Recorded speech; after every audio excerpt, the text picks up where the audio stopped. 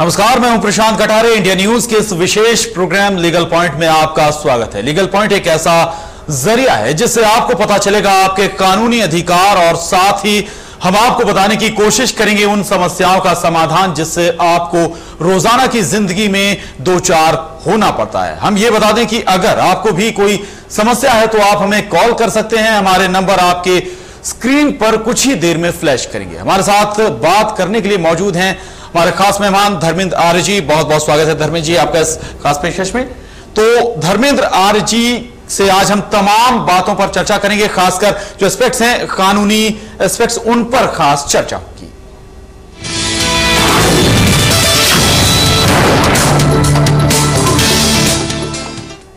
तो legal point में आज हम बात करेंगे गुजारे भत्ते से संबंधित कानून की। हम आपको यह बताने की कोशिश करेंगे कि अगर एक पत्नी अपने पति से अलग होती है तो उसे किन हालातों में गुजारा भत्ता मिल सकता है। हम आपको यह भी बताएंगे कि अगर अदालत के आदेशों के बावजूद आपको गुजारा भत्ता नहीं मिल रहा है तो आप क्या कर सकते हैं।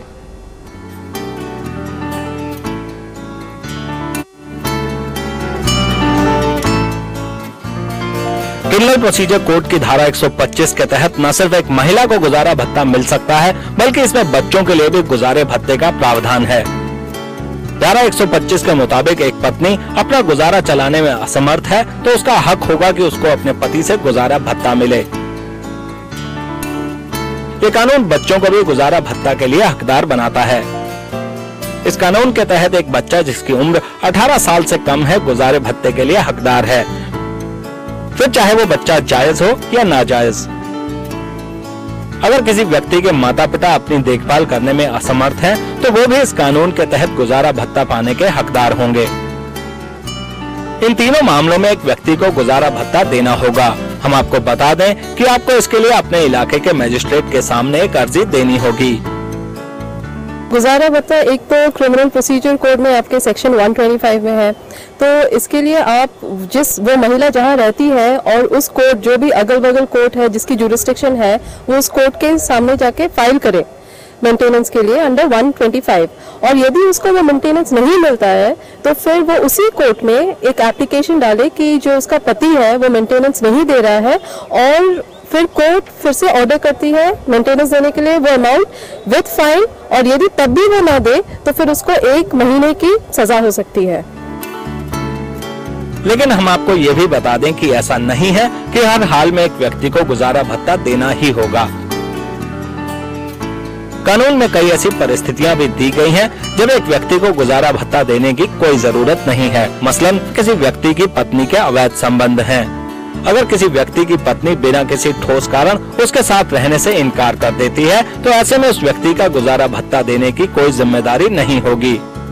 अगर पति और पत्नी आपसी सहमति से अलग रह रहे हों तब भी पत्नी गुजारे भत्ते की मांग नहीं कर सकती है। एक्सेप्शंस हैं इस प्रोविजन में, और 3 सिचुएशंस हैं जहाँ पे कि कोर्ट आपको मेंटेनेंस नहीं देगी। एक तो यदि आपने म्यूचुअली डिसाइड किया है, दो हस्बैंड वाइफ की आप अलग रहना चाहें तो फिर मेंटेनेंस का सवाल नहीं उठता। दूसरी बात है कि यदि एडल्ट्री एक ग्राउंड है जिसपे वो डिवोर्स मांग रहे हैं तो फिर अगेन मेंटेनेंस की कोई गुंजाइश नहीं है। और तीसरा यह है कि यदि आपने कोई ठोस रीजन नहीं दिया है आप क्यों डाइवोर्स चाहते हैं तो फिर मुश्किल है मेंटेनेंस मिलना। हाल ही में अदालतों ने कुछ ऐसे भी फैसले दिए हैं जिसमें एक महिला को आदेश दिया गया कि वो अपने पति को गुजारा भत्ता दे। ऐसा आदेश तब आया जब अदालत ने देखा कि पत्नी की कमाई पति से काफी ज्यादा थी और वो उसका खर्चा उठा सकती थी। लीगल पॉइंट के लिए सुमित नागपाल, इंडिया न्यूज। तो आपने देखा किन किन स्थितियों में गुजारा भत्ता मिल सकता है, क्या स्थिति होनी चाहिए, क्या कारण होने चाहिए। अगर महिला के अगर संबंध के चलते ये अगर दो जो परिवार हैं वो अलग हुए हैं तो उस कंडीशन में आपको गुजारा भत्ता नहीं मिलेगा। हमारे साथ धर्मेंद्र जी हैं जो तमाम सवालों के जवाब भी देंगे। हमारे साथ कॉलर भी लगातार जुड़ेंगे। एक कॉलर हमारे साथ जुड़ गए हैं संजू बोकारो से। संजू स्वागत है आपका, क्या सवाल है आपका संजू? हेलो जी जी, मेरा एक जवाब पूछे थे लेकिन सुन नहीं पाए थे। मेरा सवाल ऐसा है कि शादी से पहले मेरा पति हमको बुलाया, ठीक है, शादी का झांसा देकर, और मेरे साथ 1 साल तक रहा, ठीक है, और उसके बाद वो मेरे शादी करने से इनकार कर रहा था तो हम उससे केस किए। फिर उसके बाद वो जेल चला गया। फिर जेल से उनको फोन करके और ये कंप्रोमाइज पेपर होता है ना, तो भी साइन किया कि जेल से निकल के हम तुमसे शादी करेंगे, और उसी आधार पर उसका बेल मिल गया और निकल गया बाहर। हम दोनों मतलब साइन किया और जज के सामने हम बयान दिए कि मेरा पति निकल के जेल से शादी कर लेगा। जी संजू, आपकी शादी हो चुकी है या शादी करने का वादा किया था आपसे? उसके साथ केस किया, उसके बाद जेल गया और फिर मतलब वो बोला पेपर पे साइन किया, पेपर पे साइन किया कि हम जेल से निकल के शादी करेंगे। वो पेपर मतलब डिस्ट्रिक्ट जज के सामने जमा हुआ। जी जी धर्मेश, उसको बेल मिला। संजू, जहां तक मैं आपकी बात को समझ पाया हूं, आप ये कहना चाहती हैं कि पहले उसने जो है आपके साथ वादा किया कि मैं शादी करूंगा, और उसके बाद शादी नहीं की, आपने जो है उसके खिलाफ चीटिंग की कंप्लेंट दर्ज करा दी, जिसके बेसिस के ऊपर जो है उसको गिरफ्तार किया गया और वो जेल चला गया। और उसके बाद आपके साथ कंप्रोमाइज हुआ कि जेल से बाहर आने के बाद मैं शादी करूंगा, आप मेरी बेल कराने में मेरी सहायता करें। आपने जो है उस कंप्रोमाइज के तहत जाकर के कोर्ट के अंदर स्टेटमेंट दे दी कि हम दोनों शादी करने जा रहे हैं और हमने कंप्रोमाइज कर लिया है, जिसके बेसिस के ऊपर उसको बेल मिल गया और अब वो शादी करने से इनकार कर रहा है। ऐसे हालात के अंदर जिस कोर्ट के अंदर ये कंप्रोमाइज हुआ था और जहां आपने ये कंप्रोमाइज दाखिल किया है और बेल के लिए ये कंडीशन थी कि बाहर आने के बाद वो शादी करेगा, और उसने ऐसा नहीं किया, आप जो है वहां कैंसिलेशन और बेल की एप्लीकेशन लगा दीजिए कि जिस कारण से मैंने इसके साथ कंप्रोमाइज किया था, इसने अपना जो कंडीशंस थी उनको फुलफिल नहीं किया और इस वजह से जो है इसकी बेल रद्द की जाए और इसको दोबारा से जेल में भेज दिया जाए।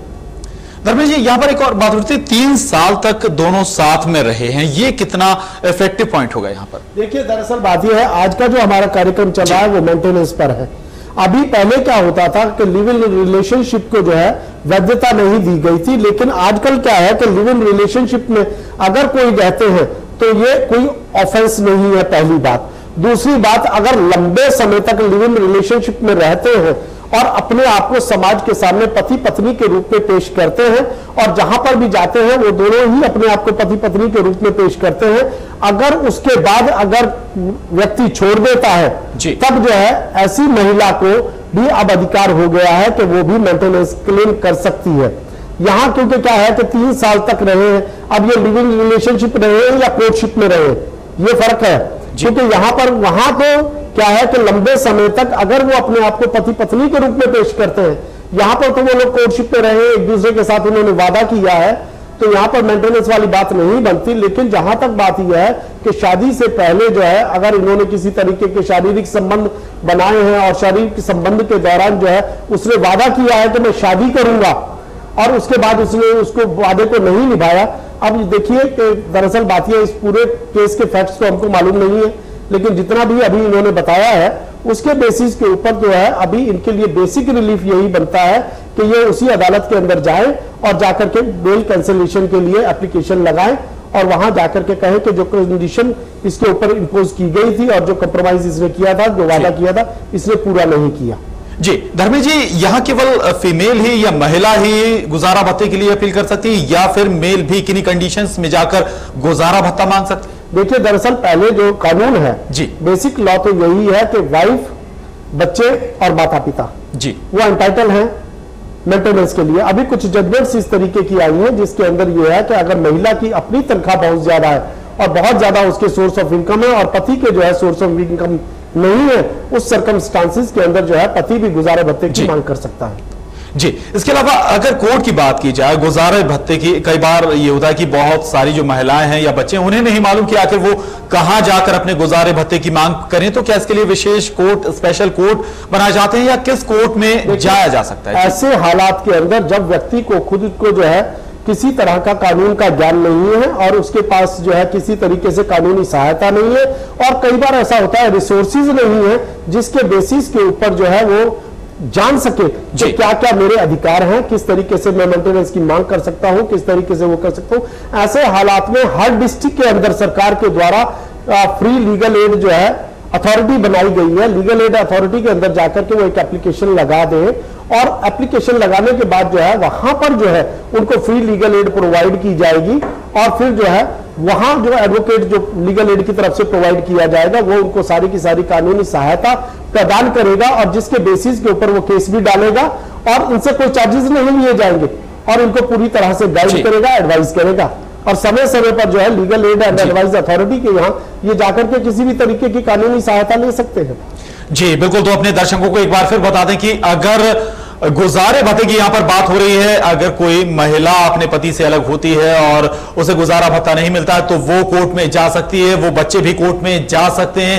इस तरह के तमाम सवालों का जवाब देने के लिए धर्मेंद्र जी हमारे साथ आज लीगल एक्सपर्ट धर्मेंद्र जी हैं। धर्मेंद्र जी तमाम उन सवालों का जवाब भी देंगे। अगर आपके जहन में कोई सवाल है या आपके साथ कोई इस तरह की परेशानी है तो आप कॉल करें। लगातार हमारा फोन नंबर टेलीविजन स्क्रीन पर फ्लैश हो रहा है, आप उस पर कॉल कर सकते हैं, सवाल भी पूछ सकते हैं।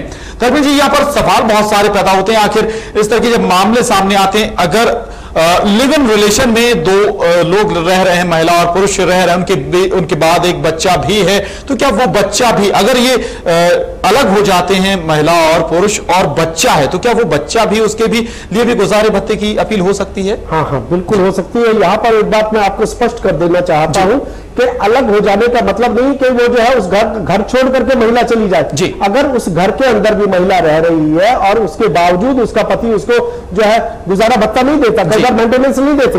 अब पति क्या होता है कि महिला उसी घर के अंदर रह रही है, लेकिन ना तो बच्चों को वो मेंटेन कर रहा है, ना पत्नी को मेंटेन कर रहा है। उसी घर में रहते हुए भी वो अपने मेंटेनेंस के लिए जो है कोर्ट को अप्रोच कर सकती है। दूसरी बात जहां तक रही थी लिव इन रिलेशनशिप की, लिव इन रिलेशनशिप से जो भी बच्चा पैदा होता है वो एंटाइटल है जो है मेंटेनेंस के लिए, वो एंटाइटल है जो फादर की सेल्फ एक्वायर्ड प्रॉपर्टी है उसमें से भी वो शेयर ले सकता है। जहां दोनों चीजें वो ले सकता है, वो मेंटेनेंस भी क्लेम कर सकता है और उसके साथ फादर की सेल्फ एक्वायर्ड प्रॉपर्टी जो है उसमें से भी उसका राइट बनता है, वो उसको भी क्लेम कर सकता है। जी, यानी कि प्रॉपर्टी में भी आधा हिस्सा वो बच्चा बांट सकता है, शेयर कर सकता है, जो कि उसका शेयर सेल्फ एक्वायर्ड प्रॉपर्टी अगर है। जी हमारे साथ एक और कॉलर जुड़े हैं, देवानंद जी, क्या सवाल है आपका? सवाल है सर जी कि मैं जी बोलिए सर। मैं माँ बाप का एक लड़का हूँ जी, और मेरे शादी पटना में हुई है, नौबतपुर इलाके में जी, और वो मेरे माँ पिताजी गाँव में रहते हैं और मैं पंचायत टीचर हूँ। 6,000 मेरी सैलरी है और उसमें भी बहुत 10 महीना 12 महीना पेमेंट मिलता है जी। और मैं सोचता हूँ कि मेरी पत्नी वहाँ भी रहे, मेरे पिताजी माँ के साथ वो जाना नहीं चाहते और मैं कर्ज में डूबा हुआ रहता हूँ। उनके माँ बाप से भी बोले बोले कि आपको जाना चाहिए, लेकिन वो नहीं। जी देवानंद जी, तो अब आप क्या चाहते हैं? वही मैं डिसीजन लेना चाहता हूँ कि मैं आखिर करूँ, क्योंकि मेरे बात जो नहीं सुने, शादी जैसे की हुई है और पत्नी मेरी बात न सुने, तो फिर मैं क्या करूँ? जी देखिए, दरअसल बात यह है कि शादी की है पत्नी ने आपके साथ, और जहां पर आप रह रहे हैं पत्नी को पूरा अधिकार है कि वो वहां पर आपके साथ में रहे। अब ये तो नहीं है शादी करके जो है आप पत्नी को छोड़ करके जो है सिर्फ माँ बाप की सेवा करना धर्म है उसका, लेकिन ये नहीं कि केवल मात्र जो है माता पिता के लिए जो है आपने शादी की है और केवल मात्र वो माता पिता के लिए ही जो है वहां पर खटती रहे और वहीं पर ही रहती रहे और अपनी मैट्रिमोनियल लाइफ को जो है बिल्कुल तबाह कर दे। अब देखिए, दरअसल बात यह पत्नी का धर्म है कि वो अपने, ठीक है माता पिता हैं आपके, उनकी सेवा करे ये, लेकिन आप उसे कंपेल नहीं कर सकते कि वो सिर्फ माता पिता के साथ ही रहेगी और आपके साथ नहीं रहेगी। और अगर आपने उसके साथ में शादी की है तो उसके बाद जो है आपको जो है आपका धर्म बन जाता है और इवन कानून भी जो है उसको पूरी की पूरी जो है वो पावर देता है, अधिकार देता है कि वो आपसे मेंटेनेंस की मांग कर सके और आपका धर्म बन हो जाता है, लीगली भी जो है आप बाउंड है उसको जो है मेंटेन करने के लिए। जी, यानी कि यहां पर आपकी जिम्मेदारी बनती है अपनी पत्नी को अपने साथ रखने की। आप महज अपने माँ बाप अगर कहीं और रहते हैं तो वहां पर रहने के लिए मजबूर नहीं कर सकते। आपकी अगर कोई भी प्रॉब्लम है, परेशानी है, गुजारे भत्ते को लेकर, मेंटेनेंस चार्ज को लेकर, अगर परिवार में विभक्त हुए हैं आप, पति पत्नी अलग हुए हैं, तो उसके बाद कोई परेशानी बनती है, आपको नजर आती है, तो उसके सवाल आपके कोई बनते हैं तो आप हमें पूछ सकते हैं, कॉल कर सकते हैं। लगातार फोन नंबर टेलीविजन स्क्रीन पर फ्लैश हो रहा है। हमारी एक पेशकश लगातार जारी रहेगी, लेकिन यहां रुकना होगा हमें एक बहुत छोटे से ब्रेक के लिए।